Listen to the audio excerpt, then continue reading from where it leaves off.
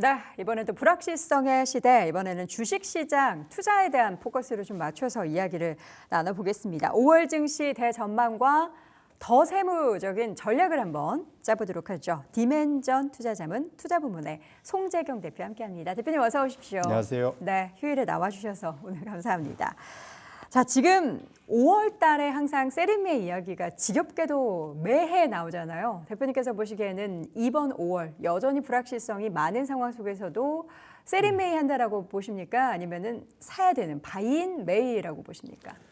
그 결론은 그때그때 다른데요. 네. 예, 기본적으로 세린메이가 실제로 맞아 들어가는 그 조건이 있습니다. 조건이요? 예, 이제 통상적으로는 이제 뭐 미국이나 우리나라 마찬가지긴 하지만 사실은 그 해에 특별한 그 변수가 없는 해에는 세린메이, 그러니까 5월에 팔아서 11월에 들어오라는 얘기거든요. 그 6개월이 나머지 6개월보다 상대적으로 저조하다는 게 이제 세린메이입니다. 5월만 나쁘다는 게 아니라 그렇죠. 5월부터 10월까지의 성과 6개월치가 11월부터 나머지 4월까지의 성과보다 저조하니까 이때 빠져나갔다가 10월쯤에 10월에 들어와라 다시 이제 뭐 가라. 이런 얘기인데 통상적으로 미국 기준도 그렇고 우리도 그렇지만 특히 미국 기준으로는 세린메이가 이게 소위 워킹한다고 그러잖아요. 이게 정말로 맞아 떨어질 때는 그 후반기에 경기가 급격히 둔화되거나 심지어 침체가 올 때, 그랬을 때는 세린메이 전략이 확실하게 맞았다. 그런 측면에서 놓고 보면 그러면 지금 미국이 침체로 가고 있느냐 안 가고 있느냐가 상당히 중요한 이슈일 겁니다. 그렇죠. 그러니까 지금 다행스럽게 사실은 침체로 가고 있었는데 미중이 드디어 이제 협상의 물꼬를 좀 트는 듯한 분위기.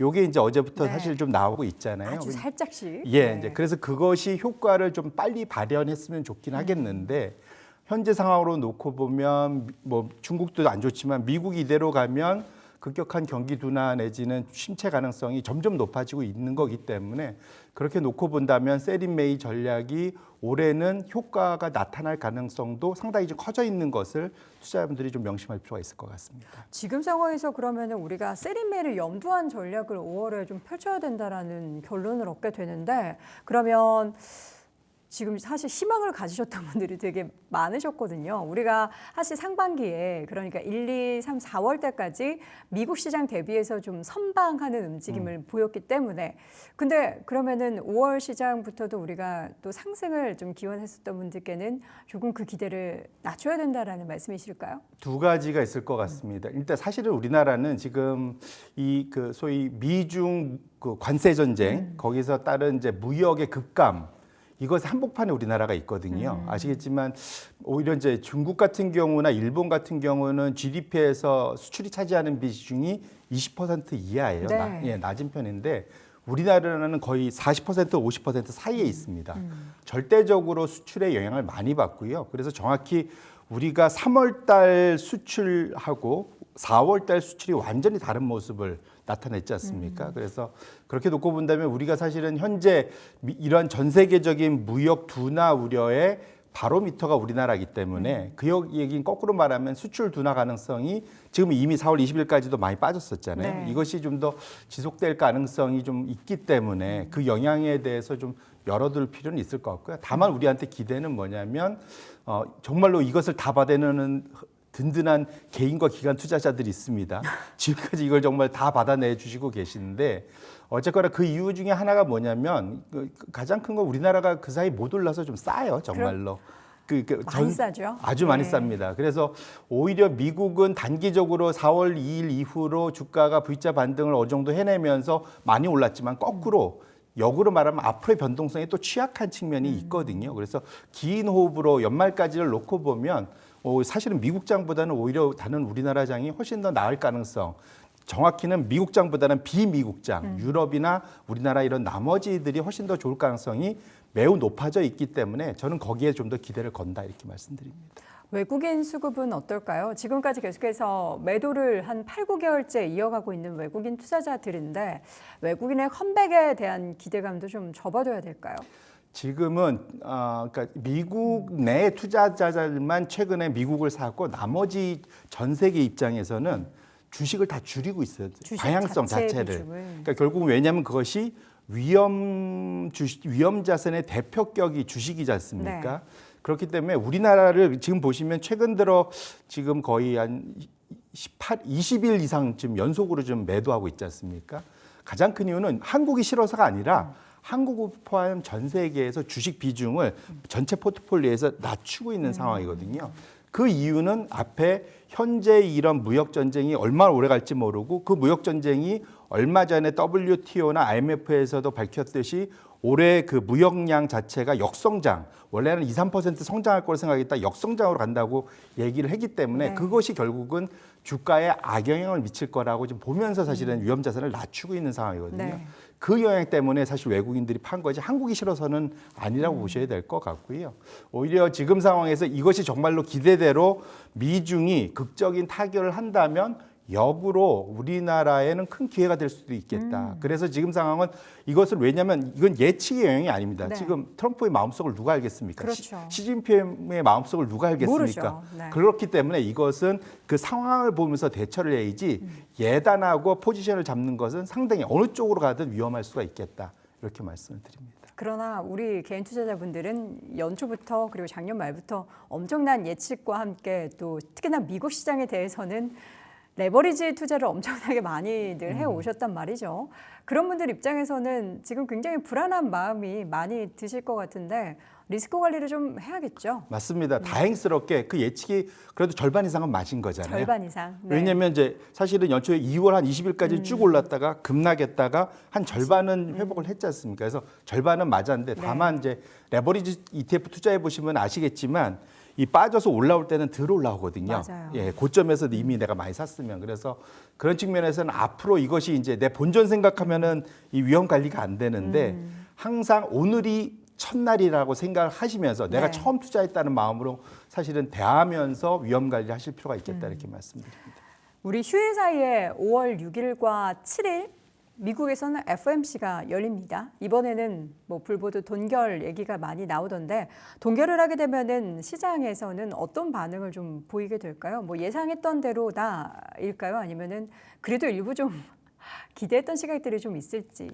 사실은 어쨌든 그 문구도 중요하지만 네. Q&A가 중요할 것 같아요. 그래서 지금 소위 포워드 가이던스를 Q&A를 통해서도 준다고 이제 우리가 파악할 수 있을 텐데 그쵸. 그 소위 뉘앙스가 되게 중요할 것 같습니다. 그래서 지금 현재 분위기로 봐서는 파월이 가장 최근에 입을 열었을 때 보면 현재 상황에서 놓고 보면 물가와 소위 이제 고용 두 가지 중에서 고용 입장에서는 아직까지는 크게 흔들리지 않으니 네. 물가에 대한 우려가 있기 때문에 물가를 보면서 현재로서는 움직이지 않는 것이 기다리면서 지켜보는 것이 더 중요하다는 얘기를 가장 최근까지 했습니다. 네네. 이 그 태도 자체가 그날 뉘앙스에서 바뀌는지 여부가 되게 중요할 것 같고요. 그 뉘앙스가 혹여라도 비둘기적으로 좀 바뀐다면 그 이후로 가장 빠른 시기에 금리 인하를 기대해 볼 수 있겠지만 그렇지 않으면 사실은 상황 자체로는 조금 더 지금 상황에서는 계속 포우즈라고 해야 되나요? 계속 네. 좀 멈춰서 일시중지해서 쭉 유지되는 그 상황이 당분간은 된다라고 투자자분들이 보실 필요가 있겠다 이렇게 말씀드립니다. 지금 5월에는 이제 계속 조기 대선 이야기를 안 할 수가 없습니다. 그렇기 때문에 뭐 정치 테마주 위주의 장세가 불보듯 뻔하게 5월에도 펼쳐질 가능성이 높은지 아니면 조금 다른 대안이 어떻게 좀 생각나는 게 있으십니까? 정치 테마는 아시겠지만 우리나라는 다른 나라 미국이나 유럽은 정치 베팅을 할 수 있는 베팅 사이트들이 돈 내고 할 수 있는 게 맞아요. 다 있습니다. 네. 근데 우리나라는 그게 없으니까 그러다 보니까 사실은 주식이 다 되고 이게 정치 베팅을 하는 거거든요. 네. 사실은. 그렇기 때문에 변동성이 너무 심하기 때문에 그것은 사실은 투자 대안이라고 볼 수는 없을 것 같고요. 큰 흐름에서 보면 지금부터는 조금 긴 호흡으로 놓게 보면 미국에서 외국인 자금이 서서히 조금씩 빠져나오는 건 사실입니다. 네. 그래서 오히려 큰 호흡에서 봐야 될 거는 유럽의 기본적인 그러니까 독일 중심으로 한 인프라와 소위 방산과 관련된 큰 장기 투자, 이 향후 10년간 이것은 계획이 다 되어 있습니다. 이 투자와 연관돼 있는 그 유럽 자체 주식을 사주셔도 좋고 국내에 연관돼 있는 그쪽에 수출이 많은 기업들을 투자하시는 것도 좋을 것 같고요. 그다음에 두 번째로는 중국의 내수와 관련된 것. 이것도 어찌 보면 확정이 돼 있는 겁니다. 미국이 중국을 때릴수록 중국은 내수를 키울 수밖에 없는 몰려가는 상황이잖아요. 그렇죠. 그렇다 보니까 당연히 그런 뭐 한한령이니 뭐니 이런 얘기가 계속 나올 수밖에 없는 상황이기 때문에 이 두 가지는 어찌 보면 이건 예측을 안 해도 그냥 다 되는 방향성이 잡혀 있기 때문에 그 사이에 포트폴리오가 조금 작년 기준으로 좀 많이 몰려 있는 분들이라면 이 기회에 주가가 좀 어느 정도 와서 어느 정도 원금에서 이제 회복이 될 수 있는 이 상황에서는 포트폴리오를 그 방향성으로 이 기회를 통해서 다변하실 필요가 있겠다 이렇게 말씀드립니다. 네. 또 다른 이벤트는 MSCI 5월 정기 변경 이야기를 계속해서 하고 있습니다. 이 내용 관련해서 뭐 빠지게 되는 기업과 다시 편입이 되는 기업에 대한 이야기들을 많이 하는데 5월 14일 오전에 정기 리뷰가 발표가 되고 리밸런싱은 이제 그달 말에 5월 말에 이루어지죠. 편출입 예상 종목 뭐가 지금 거론되고 있죠? 뭐 얘기가 나오는 것들은 빠지는 종목, 들어오는 종목 얘기들이 좀 있는데 네. 제가 사실 이 얘기를 좀 하고 싶어요. 사실은 그때 하면 늦습니다. 사실은 그렇죠. 예, 그때 하면 늦고 재밌는 예를 제가 하나 드릴게요. 네. 저기 뭐 데이터들이 나오는데 이미 좀 늦췄다고 좀 보고요. 미국에서 작년 10월 말, 11월 초에 가장 큰 다우 30 리밸런싱이 있었습니다. 뭐였냐면 엔비디아가 다우 30에 들어가고 인텔이 빠졌었습니다. 그 시점 이후로 지금까지 주가가 어땠을 것 같습니까? 엔비디아가 많이 빠졌죠? 인텔이 오히려 더 좋아요. 네. 이게 희한한 일들인데 과거의 경험상으로 놓고 보면 이게 승자의 저주, 그다음에 탈락자의 보복, 뭐 반등, 뭐 이렇게 볼 수 있는데 역으로 말하면 지금부터 빠지는 종목들 중에 빠진 이유가 어느 정도 해소가 돼. 주가가 그걸 다 너무 과하게 반영했는지를 보시고 빠진 종목들에서 기회를 찾으시는 것이 연말까지를 놓고 보면 훨씬 더 나은 성과를 거둘 수 있다. 오히려 편입이 예상돼서 올라간 종목을 따라가는 것보다는 빠졌는데 그 기업의 펀더멘털 자체가 크게 많이 훼손되지 않았다라고 생각이 들면 심지어는 네. 주가가 그걸 너무 과하게 반영한 보통 과하게 반영할 가능성이 많거든요. 그러니까 그쵸. 빠질 것이 예상되면 미리 막 때리잖아요. 네, 그러니까 네. 과하게 많이 빠집니다. 사실은 그래서 기회는 들어갈 종목들은 이미 주가가 많이 올라서 덩치가 커졌기 때문에 들어가는 거잖아요. 거기에서 더 먹을 확률보다는 빠져서 거기에서 사실은 리바운딩 할 수 있는 그런 기회가 훨씬 크기 때문에 네. 항상 이게 맞지는 않지만 그 중에서 오히려 보석들이 충분히 걷어질 수 있다. 오히려 역발상 투자가 이때 나타난다. 이렇게 말씀드리겠습니다. 지금 에코프로머트가 최근에 또 많이 흔들렸죠. 뭐 에코프로 맞습니다. 그룹주 자체가 실적 내용도 그다지 좋지 못하고 그러면서의 이유도 있겠지만 또 근데 상대적으로 빠졌던 부분도 있었기 때문에 연말까지를 두고 봤을 때는 기회가 있을 수 있다. 근데 또 에코프로만 딱 놓고 보면은 과연 그럴까라는 그런 의구심이 그래서 이제 살짝 그 들긴 종목별로는 다 차이가 있을 그렇죠. 수 있기 때문에 그걸 그래서 제가 다 맞는 건 아니다라고 네네. 말씀을 드리는 겁니다. 알겠습니다. 최근에 뭐 한화 시스템이나 또 삼양식품이 뭐 100만 원 거의 육박하고 하는 그런 모습들이 보이는 것에 있어서 물론 추가적인 펀더멘털 자체나 어떤 이슈에 있어서의 기대감을 가져볼 수는 있겠지만 단기적으로 이 종목이 계속해서 우상향할 거다라는 기대는 살짝 눌러두시고 이 종목을 좀 냉정하게 바라보실 필요가 있겠습니다. 코스피 시가총액 1위와 2위 삼성전자와 SK하이닉스 지금 메모리 관련한 수요 회복 계속해서 이야기가 나오고 있음에도 불구하고 관세 관련해서는 너무나 불확실성이 큽니다. 이번 1분기 실적 발표했을 때도 1분기는 당겨지는 수요가 반영이 된 실적이다라고 하면서 오히려 지금 하반기를 걱정하고 있는 시각들이 많아요. 뭐 대표님은 어떻게 보십니까? 하반기 좀 걱정하십니까? 저도 거기 동의하고요. 이게 특히 이제 모건 스탠리 같은 데서는 무슨 그 빙산 네. 뭐 이런 얘기들도 하죠. 이게 반도체의 빙산이다. 이게 뭐냐면 지금 보이는 것보다 이게 아래 좀 더 걱정이 많다. 숨어 있는 우려가 더 게 많다. 뭐 이제 이런 얘기들을 하는데 이제 가장 큰 이유가 지금 그 투자자들 이제 그 소위 우리 그 삼성전자나 SK하이닉스의 최대 고객들이라고 할 수 있는 M7들의 앞으로의 투자 방향성을 놓고 보면 메타는 앞으로 투자를 좀 더 계속 강하게 하겠다고 했지만 네. 마이크로소프트가 주가가 이번에 가장 급등을 했는데 마이크로소프트는 내년도 투자는 증가하겠지만 투자 증가율은 올해보다는 확실히 줄을 거다. 네. 그 얘기가 뭐냐면 거기는 6월 말로 그 한 해가 마무리가 되거든요. 회계연도. 그래서 7월부터 시작되는 나머지는 지금 작년 7월부터 올해 6월까지 했던 투자에 비해서는 투자 증가율을 낮출 거다라고 얘기하면서 그것이 오히려 시장에서 호응을 받았단 말이죠. 그래서 단기적으로 워낙 주가가 많이 빠졌고 그것 때문에 지금 사실은 엔비디아나 이런 쪽과 관련된 기대가 올라오긴 하지만 트럼프가 품목 관세의 대상으로 반도체에도 하나의 큰 카테고리입니다. 품목 관세를 하고 싶어하는 가장 큰 이유는 미국 내 일자리 창출이에요. 네. 상호 관세는 수입, 감세를 위한 재원을 마련하는 게 목표고 품목 관세는 일자리 미국 내로 리쇼링이 목표란 말이죠. 그래서 품목 관세 분야에 있는 산업에 대해서는 단기적으로 일희일비하지 마시고 이것이 어떻게 갈지를 바라봐야 되는데 가장 큰 이유는 품목 관세는 트럼프가 마지막까지도 소위 양보하기 어려운 부분이기 때문에 그렇다. 이걸 꼭 아셔야 될 것 같습니다. 저희가 반도체 업종 얘기 나온 김에 그러면 섹터별로 좀 자세하게 좀 여쭤보도록 하겠습니다. 지난 상반기 그러니까 1분기나 4월까지를 놓고 보면은 어쨌든 관세 이슈에 조금 자유로운 그러니까 우리나라가 아니면 안 되는 K조선이나 K방산 쪽에 있어서의 주가 움직임은 굉장히 견조했습니다. 최근에 뭐 하나오션 같은 경우는 블락딜 이슈가 있었음에도 불구하고 물론 아직까지 그 물량이 남아있긴 하지만 조선주 자체의 투심을 크게 흔든 것 같지는 않은데 또 주가 움직임을 보면은 가격적인 부분이 이게 부담이 되는 것도 사실이에요. 조선주 어떻게 보실까요? 뭐 결론부터 말씀드리면 지금은 대안이 없기 때문에 사실은 조선주를 사는 경향도 있습니다. 대안이 없다. 예, 왜냐하면 일단 실적도 좋고 네. 많이 올랐지만 실적이 앞으로도 계속 좀 개선될 그렇죠. 방향이 보이고 현재 가장 큰 리스크인 말씀 주신 관세에서 가장 좀 비껴져 있는 상황. 미국이 아쉬워하는 대상이고 이런 것들 보면은 대안이 없는 게 맞고 1월 달에 1, 2등이 방산주하고 조선주였고 이것이 지금까지 그대로 연결되고 있습니다. 네. 적어도 상반기까지는 그것이 유지되는 경향이 항상 있거든요. 그래서 지금 상황으로는 업종 내에서는 제 바벨 전략이 맞는 것 같습니다.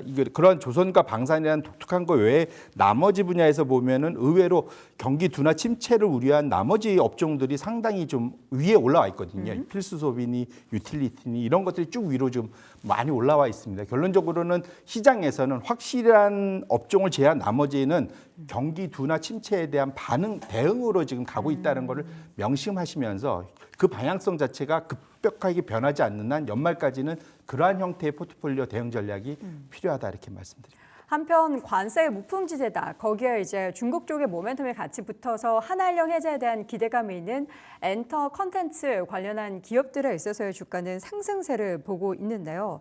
지금 선별 전략이 어떻게 필요하다고 보세요? 아니면 섹터 자체를 전체적으로 좀 아울러서 좋다라고 보세요? 선별할 수 있는 능력이 있으면 선별하면 되죠. 근데 사실은 그걸 못하니까 우리가 네. 포트폴리오를 짜는 거잖아요. 네네. 그래서 선별하실 수 있는 분 하면 좋은데 기본적인 포트폴리오는 기본적으로 큰 그림에서는 중국 내수 부양의 큰 또 수혜가 사실은 한한령 해제 뭐 이런 게 될 수 있기 때문에 네네. 그런 측면에서 놓고 보면은 말씀 주신 대로 중국의 한한령과 관련된 수혜 주들은 지속적으로 관심을 가져볼 만하다 이렇게 말씀드립니다. 사실 우리가 재작년이었죠. 2023년 여름이었던 걸로 제가 명확히 기억을 합니다. 그때는 엔터주 없으면은 시장 보기가 재미가 없었던 시기가 있었어요. 매일매일 방송을 틀면 엔터주가, 방송을 틀면 JYP가 사상 최고가를 경신했습니다. 라는 이야기를 했던 기억이 나는데 그때는 사실 한한령 해제 이슈가 아니었단 말이죠. 근데 이번에는 무엇보다 큰 시장인 중국 시장이 이렇게 개방되면은 2023년보다 더 큰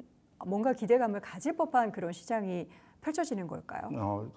아까 말씀 주신 대로 조기 대선 이후에 정부의 스탠스가 지난 3년과 좀 달라진다면 네. 중국하고 그 사이에는 좀 척을 지는 분위기였잖아요. 그것이 다시 좀 봉합되고 중국도 그걸 원하지 않습니까? 네. 그것이 어느 정도 만약에 된다면 큰 방향성은 사실은 말씀 주신 대로 상당히 큰 기대를 해볼 수도 있는 상황으로 분위기는 바뀔 수 있겠다.